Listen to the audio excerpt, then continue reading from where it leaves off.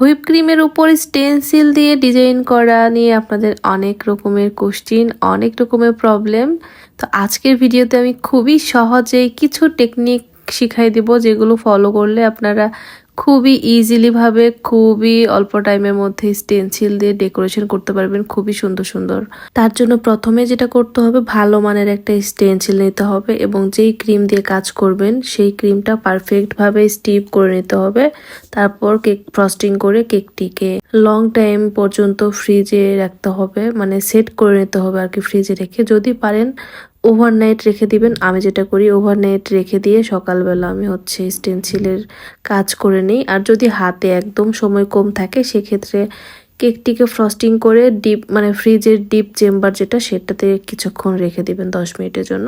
মানে কেকটি ফ্রস্টিং করার পর খুব ভালো করে আর কি সেট করে নিতে হবে এক কথায়। তারপর এই তো স্টেনসিল আমি কিন্তু জাস্ট হালকা করে কেকের সাথে লাগাই নিচ্ছি, মানে আমি পিন আপও করছি না, কিছুই না, জাস্ট এমনি দিলে সেট হয়ে যাচ্ছে। তো এভাবে আমি কেকের বডির সাথে স্টেনসিল সেট করে নিচ্ছি। আর প্যালেট নাইফ দিয়ে অল্প অল্প করে ক্রিম লাগিয়ে আমি কিন্তু খুব আলতো করেই স্টেনসিলটা উঠাই নিচ্ছি। ভিডিওতে একটু খেয়াল করলে আপনারা বুঝতে পারবেন। তো এভাবে আমি 3 বারে স্টেনসিল দিয়ে কেকের বডিতে ডিজাইন করে নিলাম, কারণ এটা 2 পাউন্ডের কেক ছিল, সো বেশ বড়ই ছিল। তো এভাবেই কিন্তু আপনারাও চাইলে খুবই ইজি টেকনিক ফলো করেই স্টেনসিল দিয়ে কেকের বডিতে বা উপরে খুব সুন্দর সুন্দর ডিজাইন করতে পারবেন।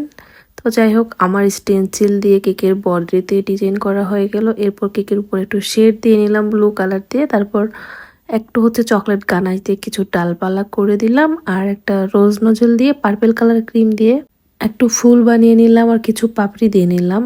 তারপর ফুলের রেনও দিয়ে নিলাম এবং কিছু সুগার বল দিয়ে নিয়েছিলাম এবং মাঝখানে লিখা লিখে নিয়েছিলাম, নিয়ে কেকের ডেকোরেশন কমপ্লিট করে নিলাম। এভাবে কিন্তু আমি হুইপ ক্রিম দিয়ে স্টেনসিলের কাজগুলো করে থাকি কেকে।